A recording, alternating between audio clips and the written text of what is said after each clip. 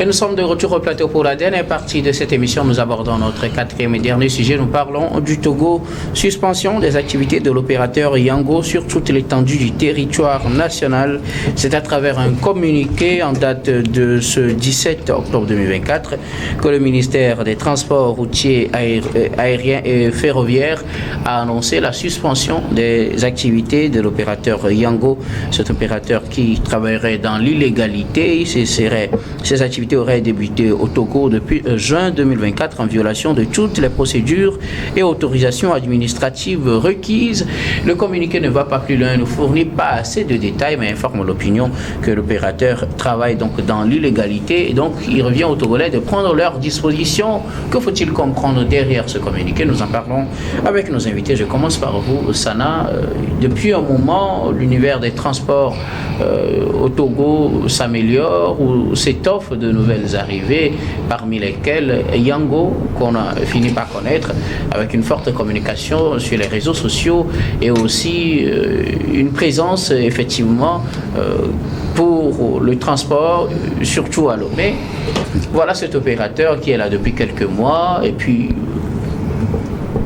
un communiqué sort le 17 octobre, un communiqué qui vient annoncer que cet opérateur travaille dans l'illégalité. Sans fournir trop de détails, on se pose assez de questions. Que se passe-t-il avec Yango? Oui, en réalité, comme vous l'avez si bien introduit, c'est un communiqué qui ne dit pas beaucoup de choses. Mais il fallait quand même parler un peu de Yango. Yango est dans le domaine du transport. C'est-à-dire, c'est comme on les appelle maintenant les VTC, véhicules de transport avec chauffeur, véhicules de tourisme avec chauffeur, etc. Et il faut bien préciser que Yango n'est pas qu'au Togo. Oui. Yango est en Europe, est au Moyen-Orient, et Yango est en Afrique. Et aujourd'hui, Yango est dans 31 pays. 31 pays.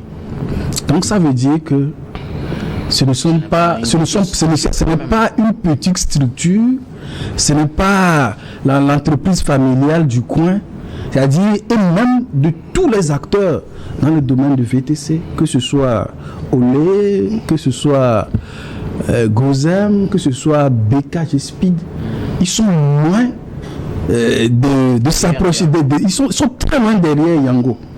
En Côte d'Ivoire, pour ceux qui sont au Togo. En Côte d'Ivoire, d'ailleurs, les VTC, ça se dit appelle Yango. Donc, c'est devenu la référence. C'est une référence, je l'ai dit, ils sont dans 31 pays. Et donc, lorsque le communiqué du ministère des Transports nous apprend que elle n'a pas satisfait à des formalités, on aurait espéré, on aurait apprécié s'il y avait eu au moins un effort de pédagogie pour dire voici la liste des éléments à fournir pour se conformer à la réglementation togolaise pour débuter ces activités. Voici les éléments ou bien les autorisations manquantes. Mais quand le communiqué dit ça comme ça, et du communiqué dit qu'il expose les clients à certains risques, mais c'est limite inquiétant et préoccupant. Parce que, vous savez, nous sommes au Togo. Et je ne pense pas que les transporteurs, lorsque vous voulez aller à Ilakondi, à Nehor, je ne pense pas que ces transporteurs-là satisfont à ce qu'on demande à Yango. Mais pourtant, ils ont toujours travaillé. Il n'a jamais été dit qu'ils exposent, n'est-ce pas, les clients à certains risques. Alors justement, qu'est-ce qu'on réclame à Yango? C'est la question. C'est la question. Vous dites que les autres ne respectent pas les procédures. On suppose que vous connaissez quand même ce qu'on lui reproche. Qu'est-ce qu'on lui reproche? Voilà, qu'est-ce qu'on lui reproche? Moi, on n'en sait rien. Personne ne sait. Mais ce que moi je disais, il était préférable de situer réellement l'opinion pour qu'on ne pense pas que on veut mettre les bâtons dans les roues de Yango. Yango, ce n'est pas la petite boîte du coin, comme je l'ai dit précédemment. Vous savez, ce problème, il y a un problème pareil qui s'est posé en Côte d'Ivoire en novembre 2021, où justement il y avait les transporteurs de rue, les taximens, qui ont vu que leurs clients diminuaient parce que Yango leur raflait des parts de marché. Mais parce que comment le problème s'est réglé avec le ministère des Transports en Côte d'Ivoire? Il y a un groupe de travail qui s'est réuni. Justement parce que quoi? L'argument qui était avancé, c'était que dans la législation ivoirienne, les VTC ne sont pas prises en compte. Il n'y avait pas une législation précise sur les VTC. Il faut rappeler que Yango utilise des réseaux de transporteurs ou bien des transporteurs eux-mêmes. Donc, ce n'est pas lui-même qui exploite directement. C'est comme un service de mise en relation en réalité. Donc, en réalité, c'est une plateforme qui est mise en disposition. Vous voyez un peu. Donc, est-ce que la législation togolaise est explicite sur les VTC? Donc, la Côte d'Ivoire a mis sur place un groupe de travail. Et ils ont fait évoluer la législation au VTC. Donc, ils ont donné un moratoire à tout le monde pour qu'ils puissent s'y conformer avec une autorisation provisoire. Donc, moi, je pense que nous sommes dans un pays... Nous sommes dans un pays qui promeut la libre concurrence. Nous sommes dans un pays qui promeut l'entrepreneuriat, qui promeut les investissements privés étrangers depuis le haut sommet de l'État. Donc moi, je pense que l'approche aurait pu être pédagogique. Dire dans un communiqué officiel... est une entreprise formellement enregistrée au Togo. Je ne pense pas que... Je ne pense pas... Je me dis que peut-être c'est quelque chose de ce genre. Bon, moi, je dis que si on a laissé... Si effectivement, Yango n'a pas respecté les procédures et qu'on l'a laissé travailler jusqu'alors, je crois que ce n'est pas à la faute de Yango. Il faut se poser la question là où se situe le problème. Yango, ce n'est pas l'entreprise qui se cache dans son coin. Vous comprenez ce que je veux dire? Donc, si elle n'avait pas les autorisations, ce dont moi je doute fort, et pourquoi l'avoir laissé travailler? Quelle est la législation existante? Est-ce que les autres acteurs présents sur le terrain avaient eu à satisfaire à ces obligations-là? Moi, comme je l'ai dit précédemment, le service de VTC, lorsque vous prenez les deux décrets qui parlent de transport et les conditions d'accès, ces choses-là, le domaine du VTC n'est pas expressément prévu. On ne parle que de transport de personnes. Maintenant, est-ce que Yango, c'est une entreprise de transport? Comme je l'ai dit, c'est une plateforme de service de mise en relation entre un client et un transporteur. Et donc, à mon sens, il fallait que la loi puisse évoluer pour la prendre en compte. Comme je l'ai dit, nous n'allons pas inventer la roue. Le cas s'est posé en Côte d'Ivoire. Donc, le législateur ou le ministère, il a vu que c'est plutôt la loi qu'il fallait faire évoluer et instaurer un moratoire. Merci beaucoup à vous, Sana Aveuel. Alors, Credo TT, l'opérateur Yango, suspendu sur toute l'étendue du territoire national, on le reproche de n'avoir pas satisfait aux recommandations administratives. Oui, au-delà de ça, de ce que le communiqué nous a servi, je suis tenté de dire que je suis resté sur ma soif en lisant, prenant connaissance de ce communiqué en date du 17 octobre du ministère des Transports routiers. Parce que ce communiqué n'a pas été explicite, ce communiqué n'a pas informé sur les manquements réels ou bien sur les reproches qu'on pourrait faire à cet opérateur. Et c'est vrai, donc on nous a dit que l'opérateur Yango n'a pas satisfait aux conditions d'exploitation. Et on nous a également évoqué des soucis de sûreté et de sécurité pour les usagers. Et en termes de manquement aussi, vous permettez, on nous parle de risques sécuritaires pour les usagers en l'absence des contrôles adéquats.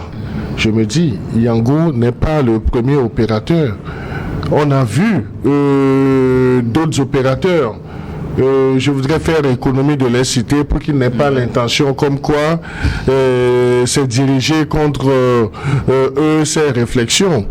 Mais aller jusqu'à tout d'un go dire que les activités sont suspendues, c'est vrai, nous n'encourageons pas les entreprises qui ne vont pas, disons, satisfaire aux lois et législations en vigueur dans notre pays. Mais on aurait souhaité au-delà de tout. Parce qu'il y a deux décrets en question. Deux décrets. Il y a le décret 2023, numéro 2023-051, barre PR du 9 juin 2023 et il y a également le décret numéro 2023-104/PR du 20 octobre 2023 qui parle de la réglementation du secteur du transport. Il faut dire que les activités de l'opérateur Yango rentrent dans le sous-secteur d'activité du transport. C'est le sous-secteur d'activité du transport. On aurait vu dans ce communiqué du gouvernement les démarches explicatives qui ont été faites en direction de cet opérateur depuis juin 2024. Yango a commencé ses opérations. Qu'est-ce qui a cloché pour qu'on ne puisse pas dire dans les premières heures, voilà, vous ne remplissez pas les conditions. Et on sait que d'autres opérateurs ont pignon également sur rue. Et aujourd'hui, qu'est-ce que le commun des mortels demande? C'est la réduction des coûts. On avait vu avec l'arrivée de l'opérateur Yango, et nous, notre journal en a fait un sujet aujourd'hui dans notre parution, et nous avons fait des comparaisons. Deux autres opérateurs de mise en relation existent. Et quand nous comparons les tarifs ou bien les prix à la course pratiqués entre-temps par Yango et ses opérateurs, c'est le jour et la nuit. Parce que là où ces deux autres opérateurs prenaient à la course sur une même distance environ 3000 francs CFA par course, avec Yango, avec 1000 francs, moins de 1500, on le faisait. Qu'est-ce que le commun des mortels demande? Et ça soulageait les populations. Donc, naïvement, on peut se poser la question, est-ce que c'est ça qui gênerait certains réseaux ou bien certains hommes pour qu'il y ait un manque de pédagogie même dans là, la relation... Qui sort le communiqué, ce n'est pas un opérateur économique qui a réagi, c'est le ministère quand même. Oui, nous n'en disconvenons pas, et je l'ai cité dans mon développement, que ce communiqué a le sceau du ministère des Transports routiers. Donc, c'est une bonne chose de rappeler les conditions. Mais est-ce que la pédagogie a été faite depuis le mois de juin lorsqu'ils ont constaté cela? Je ne voudrais pas parler des autres opérateurs qui sont là. Et lorsque on veut faire de la pédagogie, c'est que dans un certain moment, à une période, on doit interpeller les promoteurs de Yango au Togo, avoir des séances avec eux, et même s'il faut aller à un moratoire pour qu'ils puissent se conformer, le faire. Mais je ne pense pas, si je me base seulement sur ce communiqué, ça ne nous dit rien sur les démarches qui ont été faites. Est-ce que c'est par magie ou bien est-ce qu'un technicien s'est levé et a proposé à son ministre de sortir un communiqué parce que Yango serait dans l'opérationnel? Donc il serait souhaité qu'une note soit sortie, que les promoteurs de Yango soient interpellés et que après leur avoir donné un moratoire et faute de régularisation, qu'on parle de suspension. Parce que si les deux décrets que nous avons cités, je me demande si les deux autres opérateurs ont totalement satisfait à ces conditions-là. Parce que au-delà des deux décrets, on dit, l'esprit des deux décrets dit même qu'il doit y avoir un arrêté interministériel. Le ministère du Commerce, le ministère des Transports, le ministère de la Sécurité. Est-ce que ces dispositions ont été déjà matérialisées? Nous ne disons pas, nous n'encourageons pas la société, l'opérateur Yango a opéré en toute illégalité. Mais vous-même, vous avez laissé les personnes s'installer, rentrer dans les habitudes des Togolais qui ont trouvé un Jean-Baptiste qui balisait le chemin, et du jour au lendemain, c'est comme si vous leur renvoyez à ces opérateurs qui sont beaucoup plus onéreux. Donc ça, c'est une analyse aussi. Alors, ce que je voulais comprendre, est-ce qu'aujourd'hui, la société Yango est installée officiellement au Togo? Est-ce que s'il y a par exemple un risque, on pourrait peut-être se plaindre auprès de quelqu'un, on pourrait peut-être porter plainte contre quelqu'un, parce qu'on voit leurs applications, comme je le disais, ils ont intensément communiqué sur les réseaux sociaux, mais est-ce qu'ils ont une représentation au Togo? Est-ce que vous connaissez le siège ou quelque chose comme ça? Non, personnellement, je n'ai pas visité le siège, mais je ne peux pas dire, je n'ai pas les informations idoines. Mais moi je dis, c'est de la responsabilité responsabilité du ministère des Transports d'être plus explicite. Si par exemple dans le communiqué, les failles ou bien les inquiétudes transparaissaient en termes d'affirmation pour dire que ce n'est pas bien constitué. Donc on a vu seulement un compatriote sur les réseaux sociaux qui a fait également sa part, qui a relevé les insuffisances de la société Yango. Parce que ce citoyen a dit que étant allé sur le site de la CFE, donc il n'a pas pu constater que c'est une entreprise qui s'est légalement enregistrée. Mais est-ce que le ministère des Transports routiers n'avait pas ces informations? Et si ce ministère avait ces informations, pourquoi ne pas communiquer officiellement sur les manquements au lieu de nous dire que les soucis étaient au niveau de la sûreté et de la sécurité? Donc je crois que la communication soit beaucoup plus explicite. Oui, je ne voudrais pas donner un qualificatif à ce communiqué du ministère des Transports, mais je crois qu'il y a des insuffisances là-dessus. Et les insuffisances ne sauraient cautionner qu'une société vienne, sous le sceau de l'entrepreneuriat, sous le sceau de la loi sur la concurrence, venir aussi s'implanter illégalement. Mais, comme le disait Zana, la pédagogie a manqué et c'est ça qui pousse aujourd'hui. Je vous dis, le communiqué est sorti le 17. Le communiqué est sorti le 17. Si je vous dis qu'aujourd'hui même, l'application Yango continue toujours pas à travailler, qu'est-ce que vous allez dire? Donc, est-ce qu'on va se contenter seulement d'un communiqué et les activités vont se poursuivre? Donc là, quels sont les moyens de coercition? On ne nous dit absolument rien et on se contente d'un communiqué. Je sais qu'on n'a pas un ministre des Transports routiers et que ce ministère soit rattaché à la primature, mais qu'il y ait des voix plus autorisées pour expliquer l'état actuel de l'opérateur Yango pour que nous puissions tous, nous sommes Togolais, nous n'allons pas accepter qu'on vienne et qu'on exerce dans l'illégalité. Alors, Louis Kamako, l'opérateur Yango est suspendu sur toute l'étendue du territoire national. C'est à l'issue d'un communiqué du ministère des Transports routiers, aériens et ferroviaires, excusez-moi. Un communiqué sorti en date du 17 octobre. Oui, je crois que Credo le disait tout à l'heure, c'est-à-dire que le communiqué, c'est sorti par le ministère des Transports routiers, aériens et ferroviaires, un ministère qui est rattaché à la primature. Ça veut dire que c'est une décision qui a été discutée au sommet de l'État et que normalement, quand vous prenez ce communiqué-là, vous devez avoir tous les détails. Parce qu'on nous dit que l'opérateur a été suspendu pour la non-conformité des tests en vigueur. Et Sana le disait tout à l'heure qu'il n'a pas souvenance que le Togo dispose en fait des tests qui statuent justement sur ce genre de sujet. Et je peux le confirmer aussi parce qu'après on a fouillé, on a fait la veille sur tous les sites, on n'a rien trouvé dans ce sens-là. Ça veut dire qu'il y a beaucoup de non-dits dans ce communiqué et les gens peuvent aujourd'hui, ne se feront pas taper sur les doigts quand ils pensent qu'il y a des raisons qui se cachent derrière cette suspension.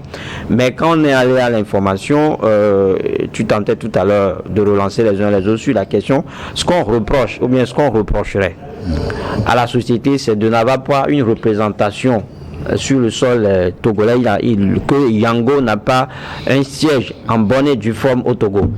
D'abord, c'est une plateforme digitale et tout se fait en ligne. Et donc, on reproche à la société de n'avoir pas un siège en bonne et due forme au Togo. Et que le personnel, ou bien 90% de ceux qui travaillent à Yango sont des étrangers. On rappelle que c'est une entreprise hollandaise. Et quand vous dites que les chauffeurs, ceux qui travaillent pour Yango, ce sont des étrangers, bien des expatriés, si on peut le dire ainsi. Qui conduisent? Vous en avez déjà vu? Mais c'est ce qui est dit. C'est ce que je dis, c'est une information officieuse en fait. Non, ce qu'il dit, c'est très important. C'est pour dire que Yango, c'est Yantes, en fait, une société de droit hollandaise. Voilà. Mais cela ne voudrait pas dire que les chauffeurs qui opèrent sont des Hollandais opérants.